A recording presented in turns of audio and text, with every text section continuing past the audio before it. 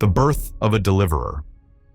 There was a man from the tribe of Levi, a descendant of the priestly line, who took as his wife a woman of the same tribe. Not long after, she became pregnant and gave birth to a son. But this child, there was something special about him. She looked at him and saw beauty, promise, destiny written on his tiny face. She knew he was different. So, with courage and a mother's fierce love, she hid him for 3 months, protecting him from the deadly decree that had condemned every Hebrew baby boy. But as the baby grew, it became harder to keep him hidden. So she made a difficult and desperate decision. She wove a small basket, an ark, out of reeds, sealing it carefully with tar and pitch to keep the water out.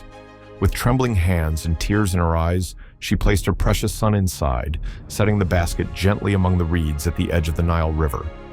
His older sister, Miriam, stood at a distance, watching and waiting, hoping for a miracle. Then, as if by divine appointment, the daughter of Pharaoh came down to bathe in the river, her attendants walking along the water's edge. She noticed the basket hidden among the reeds and sent one of her maidservants to retrieve it. When she opened it, she saw the baby, and at that very moment, the child began to cry. Her heart softened. Compassion stirred within her, and she said, "This must be one of the Hebrew babies." Miriam, quick and bold, stepped forward and offered a suggestion. "Shall I go and find a Hebrew woman to nurse the baby for you?" "Yes, go," Pharaoh's daughter replied. And so Miriam brought the baby's own mother. Pharaoh's daughter said to her, "Take this child and nurse him for me, and I will pay you for your help." And so, with unspeakable joy and gratitude, the child's mother took him home and cared for him, this time under the protection of the Egyptian palace. As the boy grew, he was brought back to Pharaoh's daughter, who adopted him as her own son. She gave him the name Moses, saying, "Because I drew him out of the water." Moses, defender of the oppressed years, passed, and Moses became a man. Though raised in the palace of Egypt, his heart was with his people. One day, he went out to see them and witnessed their suffering, the heavy burdens of slavery that weighed on them like chains. And then he saw something that stirred righteous anger in him. An Egyptian overseer was mercilessly beating a Hebrew man, one of his own. Moses looked around. No one was watching. In a moment of heated justice, he struck the Egyptian down and hid the body in the sand.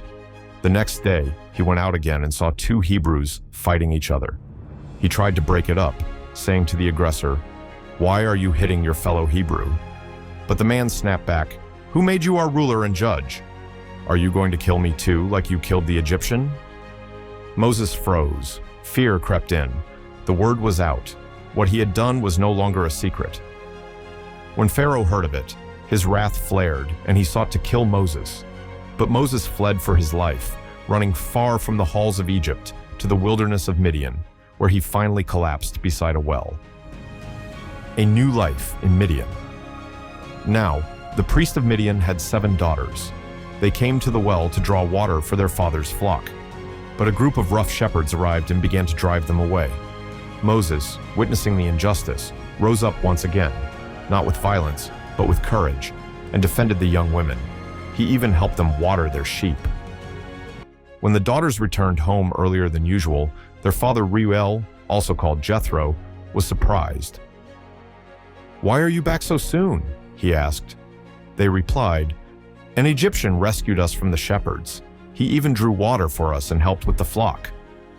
Reuel, intrigued, asked, "And where is he now? Why did you leave the man there? Go and invite him to come eat with us." So Moses came and stayed with the family. Over time, he settled there and married Reuel's daughter, Zipporah. Together they had a son, and Moses named him Gershom, saying, "I have been a stranger in a strange land." Heaven hears the cry. Back in Egypt, time marched on. The Pharaoh who had sought Moses' life died, but the suffering of the Israelites only grew heavier. Their cries of pain and oppression rose like smoke to the heavens, and God heard them. He listened to their groaning. He remembered his covenant, his solemn promise to Abraham, Isaac, and Jacob. He looked upon his people, enslaved and broken, and he cared deeply. The time for deliverance was drawing near.